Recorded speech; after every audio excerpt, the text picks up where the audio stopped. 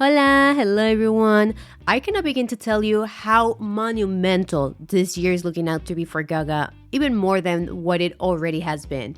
Just telling you that at the time of recording, Coachella just happened, and everybody has been going around with the words Gagachella because of how amazing her performance was. Right? There was a lot of theatrics, there was a lot of opulence, production, Broadway. This was a return to form for Gaga, especially because she just released Mayhem, her 7th album, and as you can tell by the title of this video, it's going to be our topic for today because, my god, what a return to form this album has been for Gaga. It's clear that Lady Gaga is enjoying making this era, performing in it as much as we enjoy seeing it, right? Now that we had a couple of months to settle into this era, I thought it might be fun to look back on it and do a little review on it. Before we actually get into the review, I'm going to tell you a little bit about the album in case you are not that caught up with it, and if you aren't, where have you been? So stick around because we're going into our album review of Mayhem by Lady Gaga. Mayhem is Lady Gaga's 7th studio album. It came out on March 7th of 2025 and immediately caused mayhem, no pun intended but actually intended, across all critics and the public. The album reached number 1 on Billboard's 200 albums, making it the 7th time for Gaga and her largest streaming week and her biggest week on vinyl. Critics have called this album as a reminder of classic Gaga mayhem, where she carries her practically signature and early dark pop to 2025. On Pitchfork, the album has an 8 out of 10 and an 84 score on Metascore. And overall, it has been praised by her return to what she is known for, her ability to reference herself and reference her own idols, while playing with deep concepts such as inner conflict, the idea of fame, but also love as a resolution in the entire album. Aesthetically, the Mayhem era is dark, avant-garde, and gothic, as Lady Gaga herself has said that the entire album has been inspired by her gothic dreams. Its visuals, from videos to the fashion, we see this gritty yet eccentric aura in which there is this uneasiness. You can't exactly look away from it because it is that mesmerizing. In an interview with InStyle, Lady Gaga explained that she wanted to explore a design that was bold and anxiety-inducing to reflect the same anxiety she feels when making music. Vogue also elaborated on this concept by calling it a, quote, a twisted fashion fantasy equal parts glamorous and grotesque through costumes and makeup, which, end quote, if we are being real right now, Lady Gaga has been known to be pushing the boundaries of fashion, to always being this fashion icon because she isn't really staying into something that is conventional. She always likes to play around with things. In this era, she's really going back to her roots with that. Sonically, and without delving into much details, its main influence included a, quote, alternative 90s sound, electro grunge, Prince and Bowie melodies, guitar and attitude, funky bass lines, French electric dance, and analog synths. Technically, the first single that was released, it was Die With A Smile with Bruno Mars, but at the time it wasn't really confirmed that Die With A Smile was going to be part of the album, so there wasn't really much that people can dive into it. It was until The Seas came out around October that we started to get an idea of what the era was going to be like, and a lot of people were excited because, again, we were seeing this reminiscent feel to it that we have come to associate Gaga with ever since her early works, especially with The Fame Monster and Born This Way. So a lot of people were really excited that we were seeing Gaga go back into what people most know her as, right? Especially because it has been many albums since Gaga has returned into this aesthetic. A lot of people did believe that both of these singles hinted that Gaga was going to be returning to her quote-unquote original sound. Of course, people were going to be excited at the mere hint of just returning to the music that we grew up with. But enough is enough. This is an album review, not an essay like last time, so let's dive straight into our review song by song. As soon as I heard The Seas for the very first time, I knew that it was going to be my favorite of the album. And guess what? It ended up being my favorite of the album because it was such a strong start to the era, to the album. And obviously it was the first single, but I think it hits different when you hit play for the album for the first time and it opens up with The Seas. It's such a good callback to the OG Gaga sound that we know her from, the dark pop, but it also has some EDM, dance, electro, and industrial pop. So, on and all, The Seas really is a return to the organic sound that we know Gaga for. The production is just beautiful, and if you guys have seen the video where she goes layer by layer and you see how everything comes together until you hear the final result, it's beautiful. It gave me chills, and you can see how proud she looked when she turned around in her little chair and was just smiling. She knew what she had in her hands. That was beautiful, and I will not forgive you guys for not giving the C's the same attention that Abracadabra had. I'm so sorry. I love the C's. This is my song. The layers, the backing vocals. I feel that every time you hear the song, you find something new every time. And granted, it happens throughout the entire of the album, so be on the lookout for that next time you hit play on Mayhem. Also, points to this song because somebody on YouTube made a stamp version of it, so if you haven't checked it out because honestly, it's very hilarious.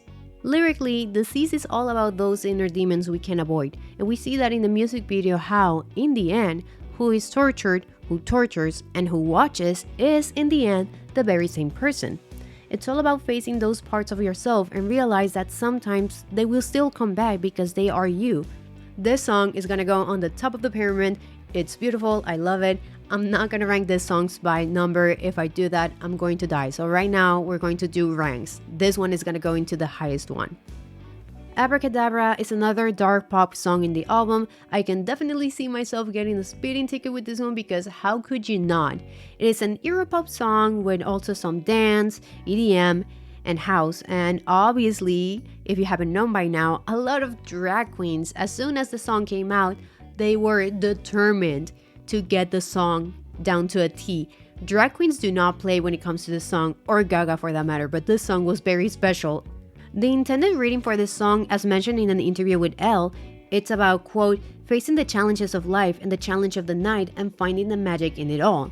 It's about not succumbing to doubt, whether that is external or internal, but to persevere through it, and Gaga does it by returning to the sound she's so numb for and loved for.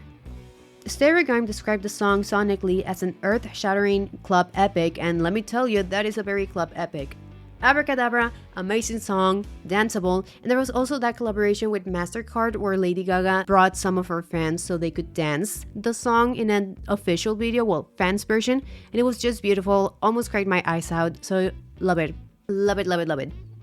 As for my personal ranking of the song, amazing, I love it, it belongs to be right next to the C's on the highest one, so let's move on to the next one.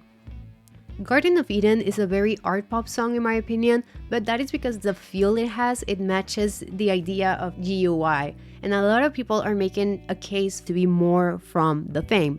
So the song itself, sonically, it's synth heavy, urban pop, that's what I said. It feels like it matches art pop, but I see the case for the Fame, right? The biblical references alone draw the picture of temptation and wanting to make bad decisions that will feel good regardless. It is the kind of song that paints a feeling more than a story. The flirty atmosphere when you see someone you like in the club where you feel you're most tempting, you're most desirable, right? It's a very carefree party pop song of the early 2010s. It's a very catchy song and it is a song that a lot of people liked, but in my opinion, I feel that it doesn't really quite reach what the C's and Abracadabra are for me. Please do not come for me in the comments, okay? These are my opinion. If you think I have bad taste in music, then I have bad taste in music for you. What can I say? But for me, Garden of Eden, it is good. It's just missing that little bit notch that Abracadabra and the C's have, so it's going to be a rank below them. Now, this is a song if I ever heard one. Perfect Celebrity is this electro pop rock song, it's a synth rock, and it's the most talked about song lyrically wise. It has a raw portrayal of fame, its downsides, and the anger it incites towards the industry and the artist itself.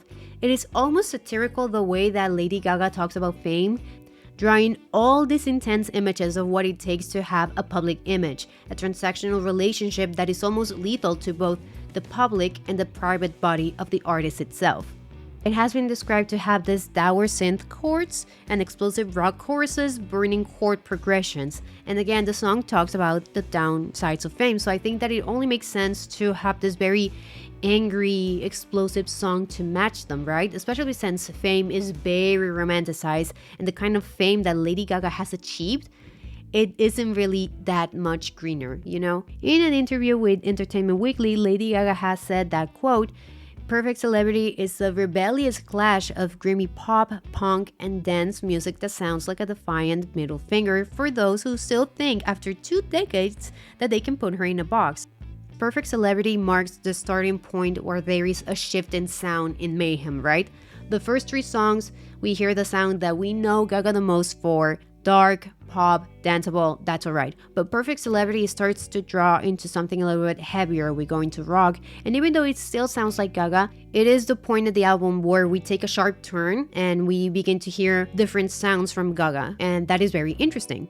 Continuing with this Entertainment Weekly interview, this song explores this idea of 2 versions of ourselves, who we are in private and who we are in public. And though she loves doing music and devoting herself to her artistry, it is that same art that has been complicated and has sometimes felt suffocating for her. And ultimately, it was her personal mayhem.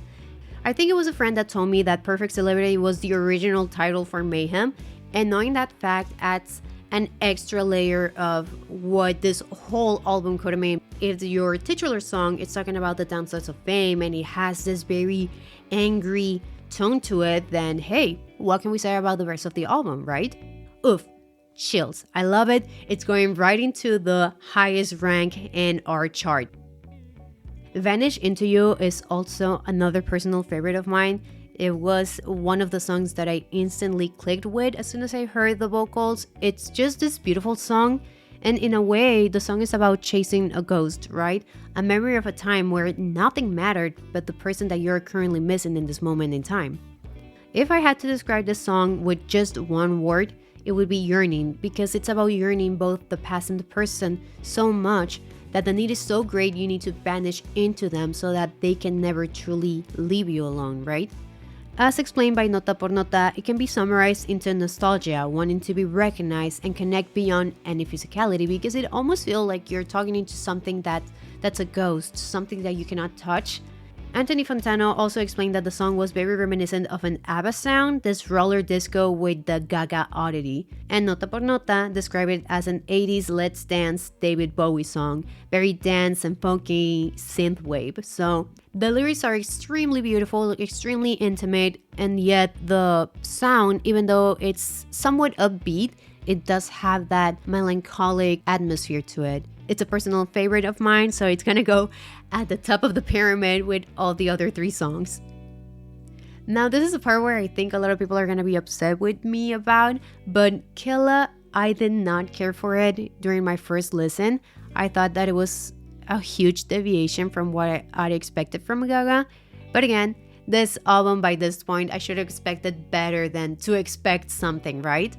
The first listen I had of the song, I thought it was too tame for Gaga, or at least not as explosive and bold in the direction that Gaga has been going on for the album at this point, right?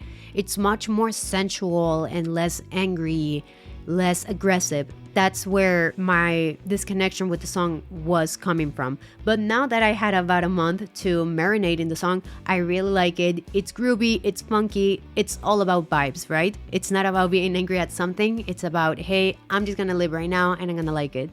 Stereogum described the song as a gossamer slow burn featuring production from the French electro legend Jessa Philstein, where Gaga layers the thick onslaught of kick drum over lyrics. The vibes of the song as more of a Trent Reznor and Prince, freaky, sexual, and very much David Bowie in my opinion, if I can add onto it, which I will, right? It's groovy, it's funky, and it's inviting you to dance, but also maintain some kind of power.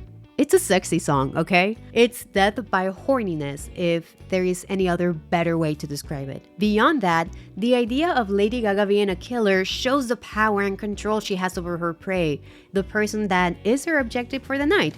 For my first listen, I would have put the song on a second or maybe even third rank. Now that I have had time to let the song sink in, I really do like it, and especially after the SNL performance, I really like the screams, so top rank. Zombie Boy is definitely the grower song of the album. Everybody loves it. There was a TikTok dance about it. Even Lady Gaga did the dance. It's such a good song. It grows on you every time you listen to it, and even now that it has been a month of mayhem, it still grows on me. It's insane. No other song has done that so far in the year. It's such a good song. It has this disco funky sound, and maybe that is the reason why it's growing a lot. It has a lot of influence from Donna Summer, Michael Jackson, Nile Rodgers, a very 80s funk. Stereo Gum highlighted the song's swaggering bassline and shimmering synths, saying that the song sounded like a post-apocalyptic roller disco. In an interview for Rolling Stone, it was revealed that the song is a tribute to Rick Genest, nicknamed Zombie Boy. The song itself is meant to celebrate the long nights of fun that get you feeling like a zombie the very next day or morning, which was a thought that Gaga associated the most with Genest. All in all, the sentiment explains the cinematic cheeresque feeling that the song has, almost as if you're in a club with the disco balls spinning and lighting up the room. Again, this song has been a grower, not only for me, but for anyone who has listened to Mayhem, and hey, it only deserves the highest rank that we have available, so put it on the top of the chart. Love Drug is a very safe song for me, and I mean that in the best way possible because it is not by any means boring, but comparing it to the rest of the album that we have heard, it isn't the most innovative from the album. But I still like it because there is sentiment there. It isn't completely commercial and it isn't completely safe. It is just that it has really, really strong contenders in the album. That's all it has. Love Drug is a synth pop song. The voice is very much relaxed for Gaga. It is calming but also captivating, and it resembles an 80s style anthem. There is also this story about love that came and went, you know? You don't want the person back, but you need them despite knowing better. So you try to find other things to fill the void until coming around to what you actually need, and sadly, it is the person that you're missing the most and trying to run away from. Had this song been written by anybody else, performed by anybody else on somebody else's album, I would have said that it's a great song, because it is a great song. The problem is that Mayhem is a very heavy-packed album. All of the songs so far have been amazing. It's a good song, but it doesn't really even scratch what Garden of Eden is, so I'm gonna put it into our lowest rank so far.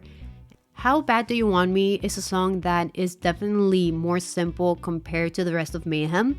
Even though it does have the giddy synths, it's glittering, it does resemble an 80s style anthem as well.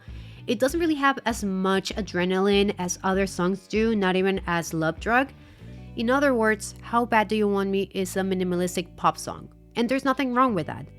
The first line, the good girl in your dreams, could allude to a reality fantasy tension, someone who doesn't really exist in the real world, right?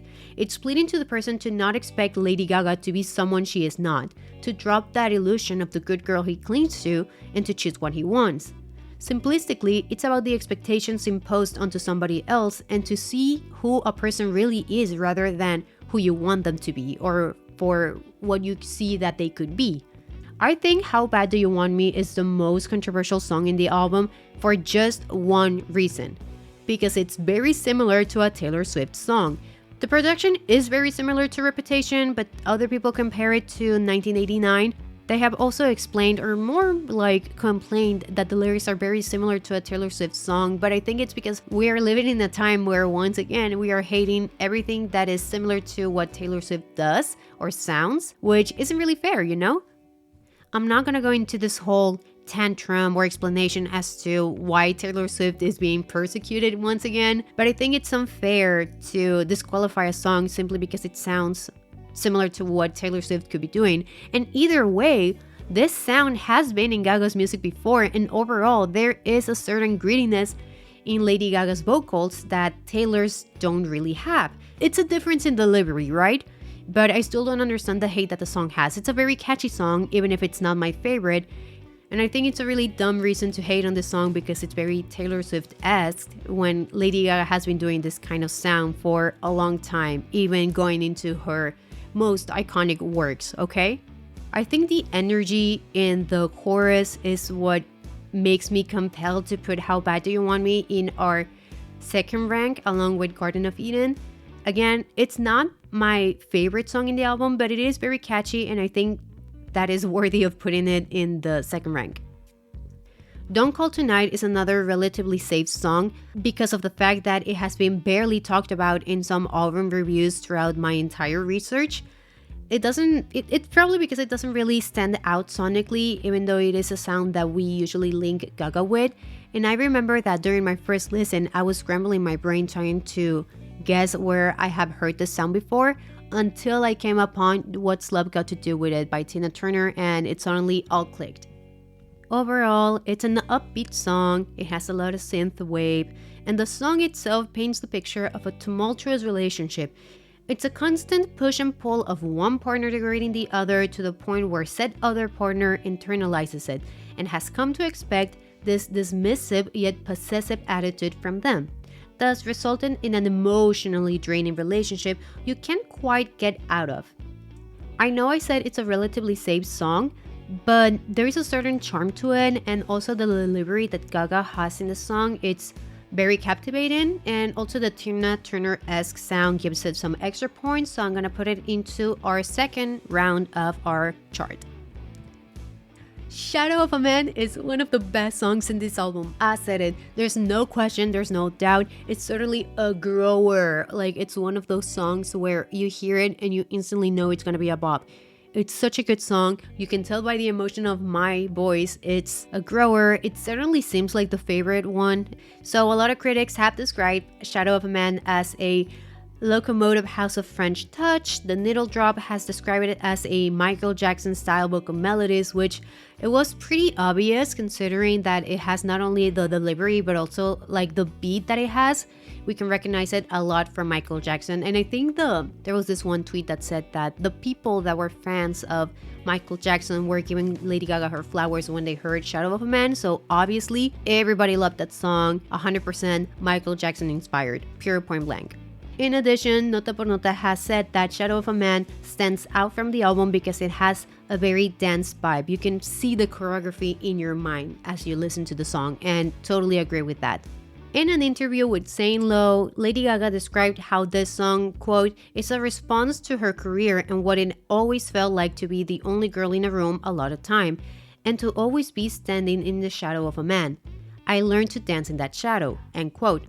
However, the song is not all that gloomy, and while it is true that the music industry is largely made up of men, dancing as a way to persevere is also thriving. So despite being outnumbered in a room, Gaga is still in control of her art and thriving in it, and we can see that in the lyrics by the way she's so determined to not be stuck in the shadow of her male colleagues, you know, both the ones that are executive as well as the ones that are idols themselves. So I don't have enough words to praise this song, and that's exactly what I'm supposed to be doing here tonight. So it's a very good song, period, point blank. It's going into the highest rank we have, period. I hate to say this, I truly do, so tune out because I'm not going to be objective in a second, but The Beast didn't really do much for me. I feel that by this point, especially coming off of Shadow of a Man, the expectations were so high that when The Beast came out, I was just a little bit... I wasn't even disappointed. It was just like, meh, I was indifferent to the song, so it's a skip for me. I put it on sometimes, but it's not a song that I'm gonna get excited when it comes up when I'm in shuffle. You understand? It's an abrupt change of pace from something very energetic and danceable to slow and heavy. And it is possible that the lack of a transition between this one and Shadow of a Man made the song much less of a standout in the entire album.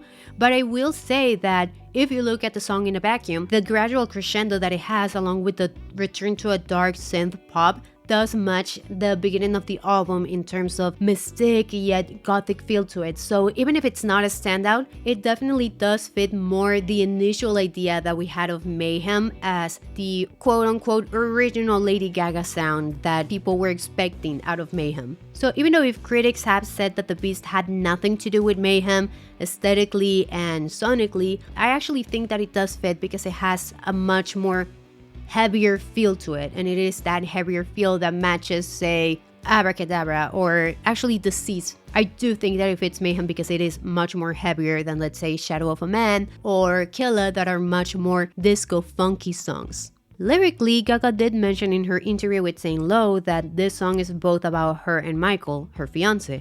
How despite him not being fame-oriented, he is with one of the most famous stars of our era, this fame monster, or beast if you will, that he stays with because he loves her. The other meaning that the Beast has is also about her as Stephanie as her as Lady Gaga, to be someone else as soon as she's on stage or behind the mic. We see this idea with the lyrics, I know you're hungry, ready to bite, I wanna watch you turn to bite, and the other lyric, you kept this secret for so long, you whisper and it burns. Even if the Beast does fit the album better in terms of what we initially thought it was gonna be, ultimately, because the album turned out to be a much more disco-forward album, it doesn't really fit into Mayhem as much, especially when we're talking about energy. It does make it a skip for me, and sadly, it's gonna go into our lowest rank along with Love Drugs, so sorry to these songs.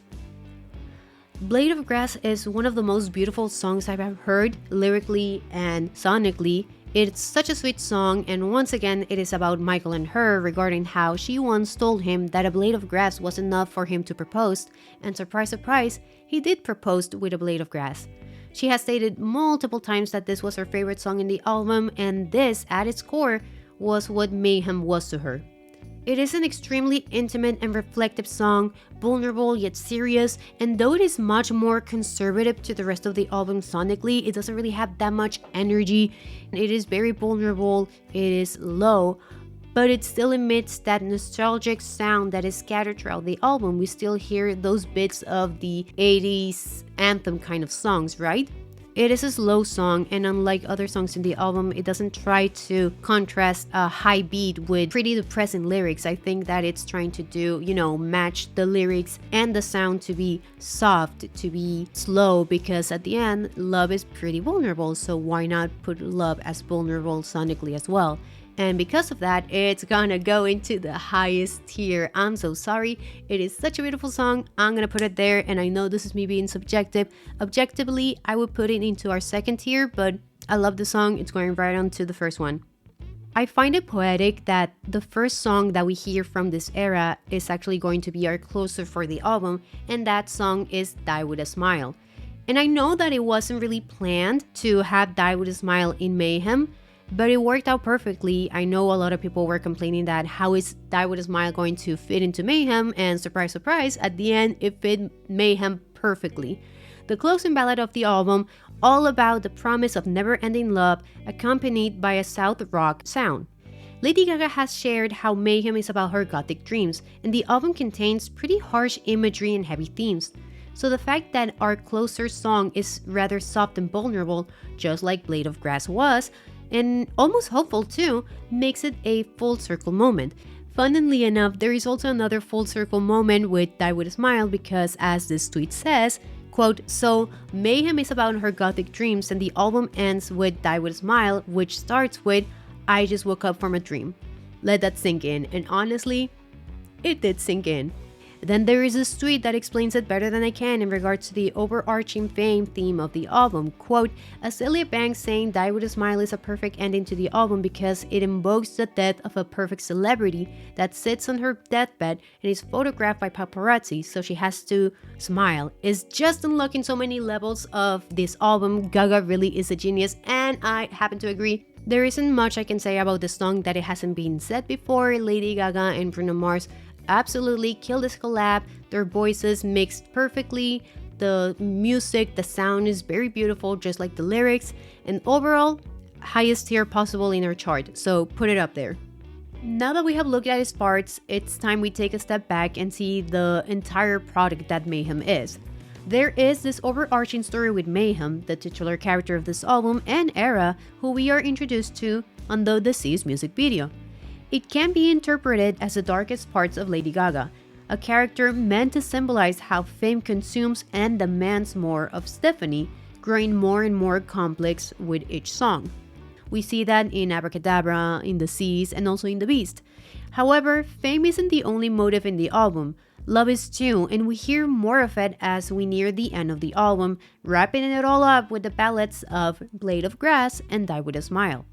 In its music video, in the case of Die With A Smile, we see how Mayhem has changed. It is calmer, less volatile, and certainly less aggressive with the delivery alone that we have seen on the Seas, right? And that is because she has been exposed to love, whether that is to something or someone that has calmed that demanding side of her to open up to that vulnerable side that we also see throughout Mayhem, the album.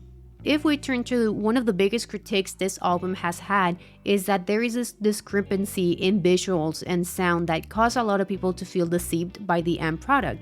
When you take a look at the album as a whole, you notice that it is not as dark as the singles, the title, or even the cover alludes to. It is true that even though it's called Mayhem, there isn't that much of it in the album itself, in the literal sense of what mayhem means, but it is chaotic in the sense that it is not defined by one single inspiration or a strict sound. In a nutshell, Mayhem's modus operandi is taking and borrowing from Gaga's favorite sounds and putting her own spin on them, and we see that in Shadow of a Man, how it really resembles Michael Jackson's sound, or how Don't Call Tonight resembles Tina Turner. Another critique the album has gotten is that even though it is Gaga's most strongest recent work to date, though it is called Mayhem, it is lacking so, especially by the end, or that the album could have cut some songs instead of stuffing the album. It is true that there are some songs in the album that I do not care for that much, but I do think it's dumb to take it so literally when it comes to the title of the album, right? This ties back into our previous point about the discrepancy between the visuals, the expectations that people had about what Mayhem would be to what Mayhem really was, and they were expecting this explosion, this intense explosion of sound that would resemble that maximalism that we associated Gaga with. But the thing is that Mayhem doesn't always have to be so literal, doesn't have to be so messy as in being too much, but maybe messy as in being all over the place, which is what Mayhem the album is. It's all over the place because Gaga is taking a little bit of the things that she is inspired by, the idols, the visuals, the everything that she's inspired with, and trying to put them all together. It's like a capirotada, okay? It's not about doing too much, about being this explosion, but rather being this sum of the parts of everything that has inspired me and everything that has been haunting me for a while. And I think that was Gaga's intention with calling the album Mayhem. It's all over the place, but it's not necessarily aggressive all the time. The whole thing about Mayhem is not Gaga trying to reinvent herself, but it's about trying to learn something new about herself throughout said chaos. That is why there are old sounds, new sounds all over the album. Some are coming back to form, and others are her just being a student of music. And this also explains the track progression. The more she knows about herself, the less chaotic things seem, resulting in explosive songs at first and much more mellow and calmer songs by the end of the album because she has worked through things with each track. Sonically, the album shows Gaga's maximalist side by referring to both herself and the artists that she considers her personal idols. Though it is not sonically cohesive, that in itself is the mayhem that she speaks of. Quote, "Instead of completely reinventing my sound with every album I've ever done, I started thinking, what makes me me? What are my references? What are my inspirations? What is my style?" As a whole, Mayhem explores the aggression and vulnerability that comes when dealing with fame for such a long time as Gaga has done. Being a woman in the music industry, having a public persona, constantly having to hash out inner conflict for inspiration. It is all this personal turmoil coming to surface song by song, creating an absolute mayhem for the public to see, and yet, to survive the war between the hardest and the softest part of yourself, you find out that love is what helps you dance through it. Ultimately, to acknowledge those parts of yourself, as well as fame, without having them consuming you. And that is Mayhem by Lady Gaga. This is how our chart ended up looking like. Do you agree with it? Do you not? Let me know down in the comments below. What are your favorite songs of Mayhem? And also your interpretations of the album as a whole. I want to know your opinions, so let me know down in the comments. Thank you for keeping me company and letting me ramble on and on and on about my musical opinions. If you want to know what I'm up to, you can follow me on my social media. It's going to be right here on the screen and also on the description box below. Again, thank you so much for keeping me company. This is Mel Flowers, signing out. Bye bye!